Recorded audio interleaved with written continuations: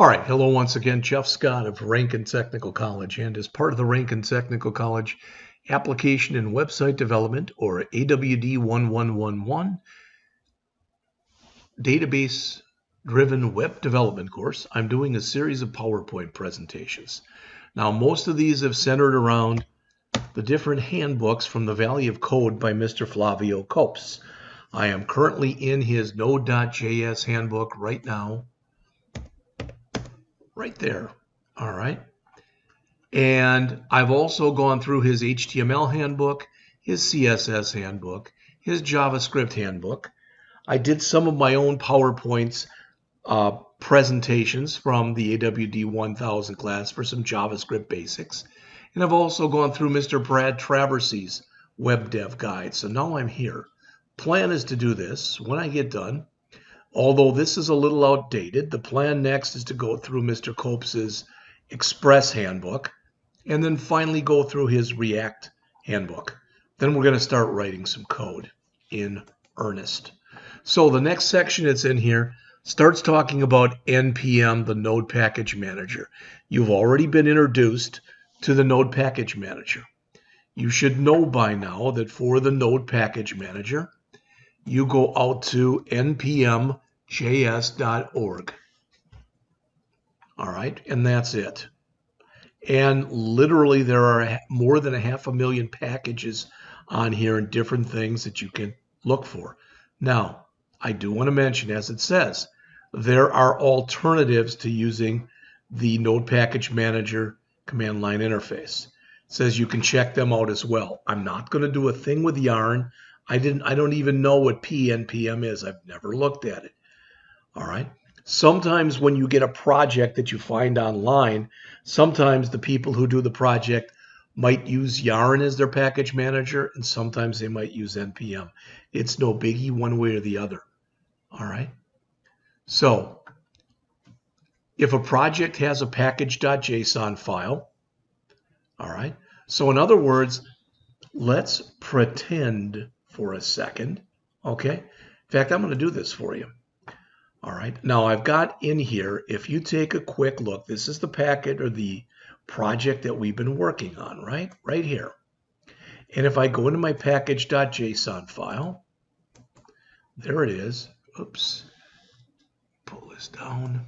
There we go. If I go into my package.json file, we have added a couple of dependencies, NodeMon and Express. Now I'm going to do something that's going to sound a little bit radical right now, and that is I'm going to go to my Node Modules module that's right there. I'm going to right mouse click on it, and I'm going to totally delete it. It's gone. So you might say, well, it's gone now. You can't access any of that stuff. Yes and no. All right, first of all, I'm still in REPL. Let me get out with a Control-C, Control-C, or a Control-D. Well, I have to get out like this. Control-C, Control-C. There we go. All right, now when I'm in here, if I watch what happens if I come into here, because I have the package.json file, if I come in here and just type in npm I and hit enter, you'll notice there it is. It's gone back and it's reinstalled everything. The reason, as we talked about a little bit earlier, the reason that you can come in here and when you've got your proc file, when you're going to put this thing out on the actual internet, all right, the reason in that proc file that you add node modules is because you don't want to add the node modules as part of the project for somebody putting in your, who wants to use what you've created. All they have to do is type in npm I and they can get everything back again like we just did. All right, so npm that we just typed in, what is that? That is the Node Package Manager. All right. You can install one package by typing in npm. You can type in the word install. I is just a shortcut. All right. It used to be when you typed in these things, if you wanted to save them, you had to put -- save. But since version 5, and again, we're using version, what is our NPM version here? NPM, whoops, right here, NPM -V. And it says we're using 8.11.0. So we no longer have to put the -- save in there. Now, we've looked a little at this, the -D, which you can also type in as --save -dev. I don't know why you would do that, but that adds the dependency in as a development dependency. I have never used any of the other ones that are shown in there. The no save, the save optional, and the no optional. I have always put it in as either npm I or npm install followed by one or more package names. All right.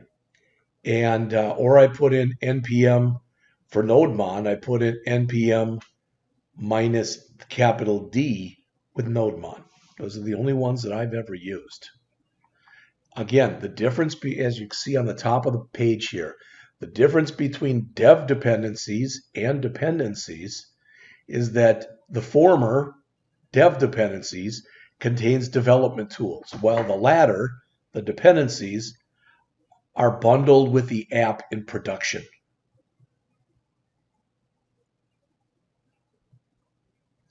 All right.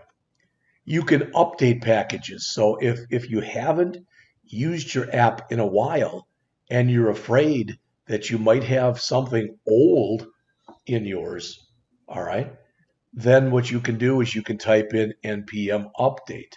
What that will do is it'll go in and it'll check in your package lock.json file and in your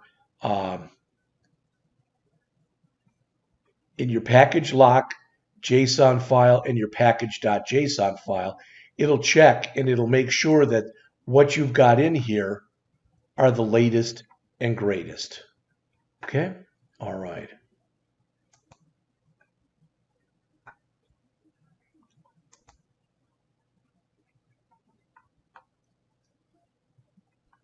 You can specify specific versions of different packages. Why might you want to do that? You might want to do that because sometimes what will happen is there'll be an update to a package that may literally break something that you're working on. All right. And if that's the case, you can downsize if you have to the package that you're using. In most cases, you're not going to have to worry about that. All right. The package.json file supports a format for specifying a command line task that can be run with npm run. I've already shown you this. I put that start in there. And that became our, again, if we go back and we take a look in here. So npm run dev runs NodeMon app.js. npm start runs that command. All right.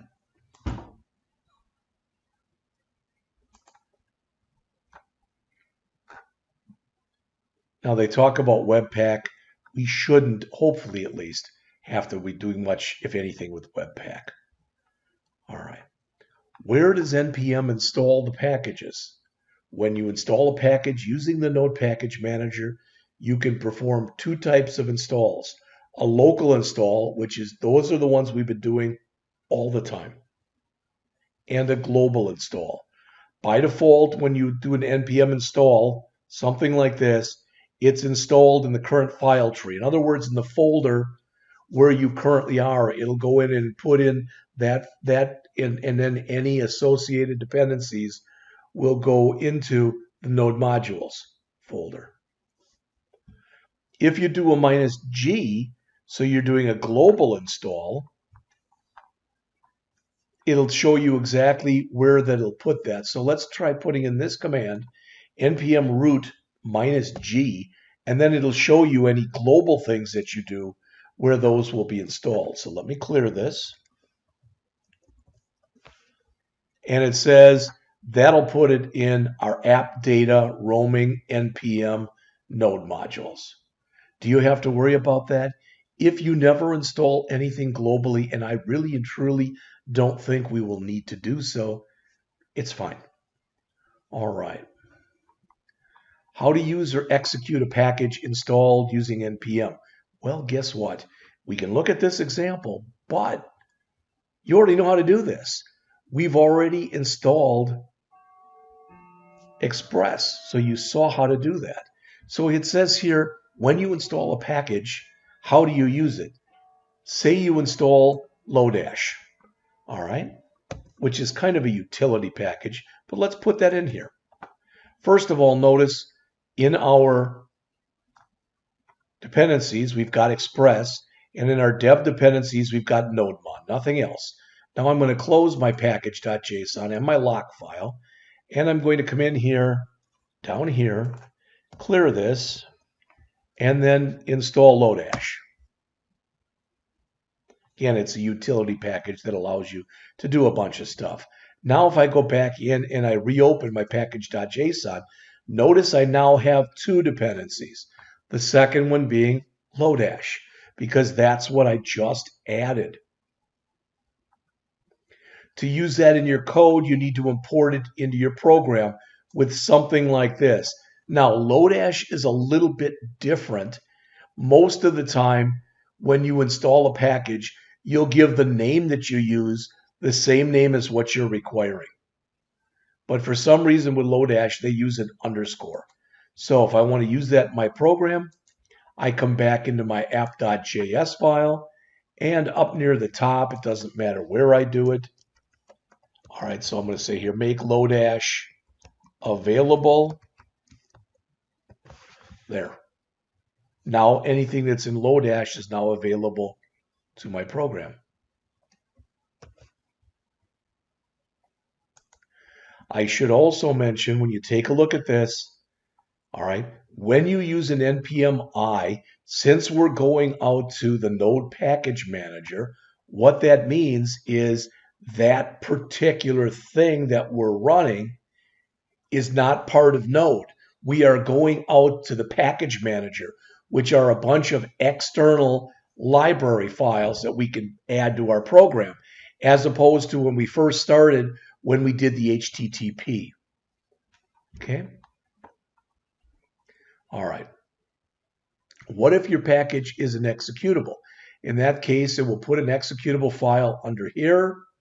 One easy way to demonstrate this is to use cowsay, which is just kind of weird. All right. The cowsay package provides a command line that can be executed to make a cow or other animal say something. All right.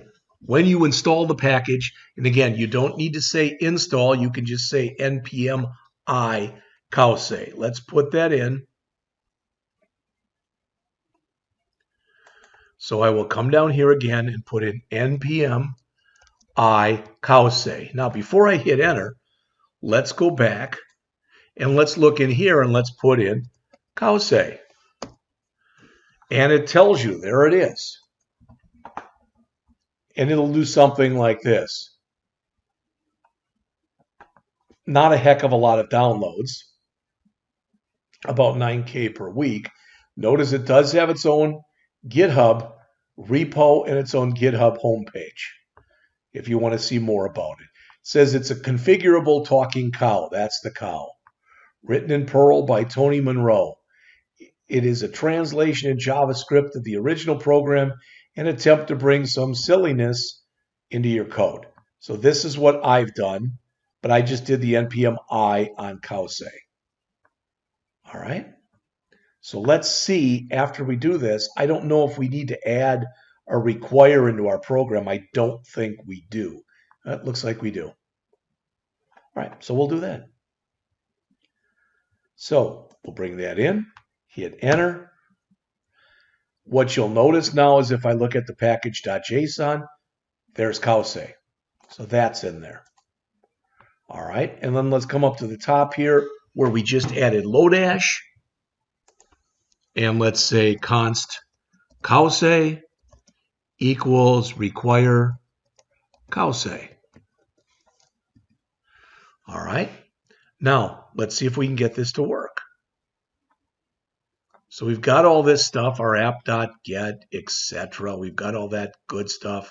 So when we're listening here, all right, I don't know where we would do this, if we would do it in here or if we do it someplace else. I'm going to try putting it, and I don't like putting anything in the app.get, but I'm going to come in here and just say, cow say,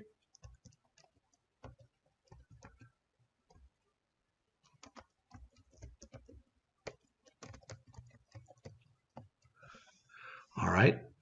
Now, probably it needs parens. Okay, howdy partners.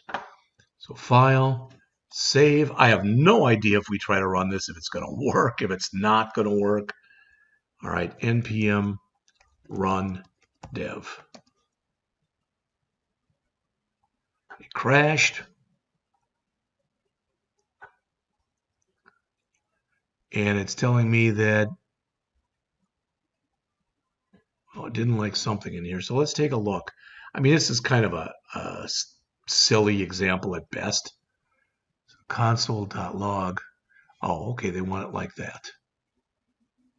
I'm just going to grab their code. Okay, so let's just remove this and put it in like that. Okay, there it is.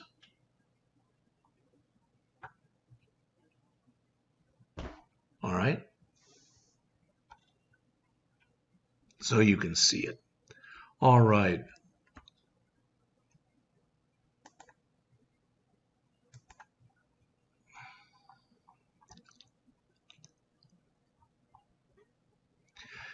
NPX, I don't want to get into that right now. Okay, we're going to talk about NPX when we get into, we will talk about NPX when we get into React.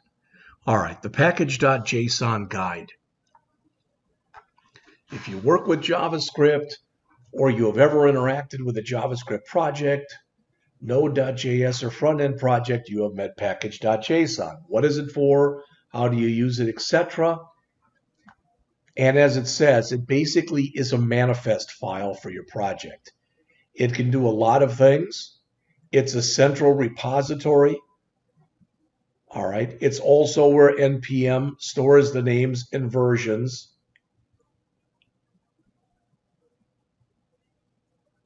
for all the installed packages. All right. So it says, here's an example of a package.json file if it's empty.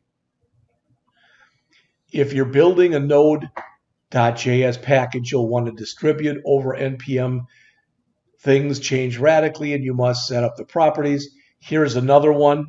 So they're just putting the stuff in here. The one that we had looks more like this. Later, we will create a package.json file for a React project, and it'll look more like this. There'll be more scripts that'll be in there. We'll talk about them at that time. All right? You can see how big this can be. But let's look. So it says in here some of the stuff. Well, we've already talked about a bit of this. The version is the current version. The name is the name of the package. The description. Main is the entry point. Private, as it says, if you set private to true, it prevents the application or the package from accidentally being published. It's private. In other words, it's not meant to be shared. Scripts defines a set of node scripts you can run. Dependencies lists your dependencies. These are the non-development dependencies. Dev dependencies have your development dependencies. Engines, as it says, the version of Node.js the package works on. Remember, I added that to mine. And the browser list tells which browsers you want to support. This section here, as it says, describes the properties you can use in detail. It says we refer to package, but the same thing applies to local applications. Most of these properties are only used on the Node Package Manager JS.com. All right. So the name sets the name of your package. Notice 214 characters or less. Can contain letters, lowercase only. All right. hyphens or underscores. So you may have noticed that even though when we created this and we had put it into a folder that was called, show you back here, first node, like that, that when it saved it, and it saved it in here, all right, it still shows it like that, but I thought at least, and probably I should have done this, first node, all in lowercase.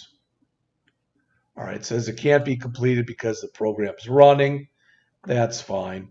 So what I'll do is I'll quickly stop this. Now I'll go in and change it. Now it's been shut. Something is still running, so what else is still running? Oh, I've got the console running. Don't need this.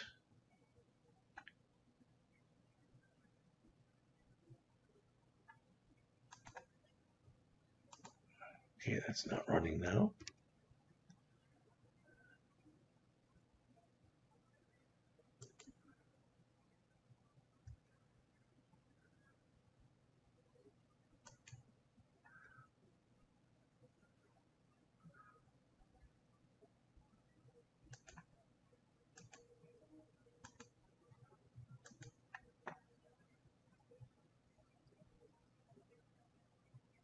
I think that is everything. But of course, as always, I could be wrong.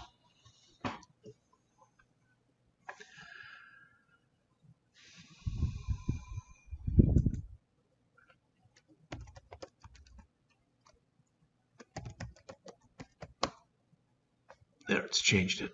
Okay, so that's all lowercase now. So now if I come back in here and start up code again, all right, it may or may not be showing it, but it is now lowercase. Okay, all right.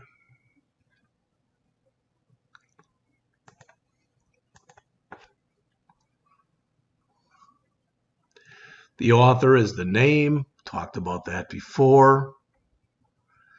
Contributors, we're going to be doing our own work, so that's moot. Bugs, you may or may not have noticed that. As it says, it links to the package issue tracker, most likely a GitHub page. And you may or may not have noticed that, but if you notice, if you look on here, and if I go back to here, and I open up my package.json, there is in here, there's a bugs.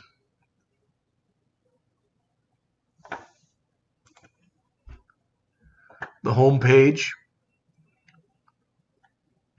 the version that you're using. Now, I've heard disagreement over this.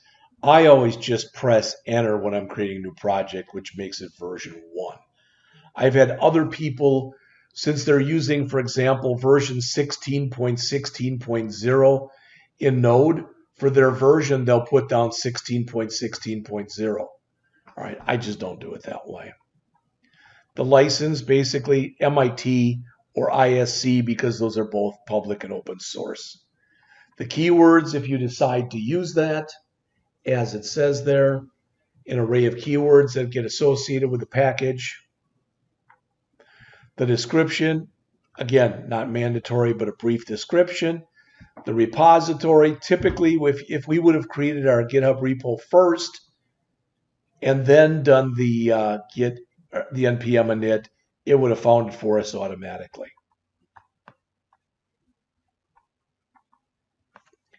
Main, again, as it says, is the entry point for the package.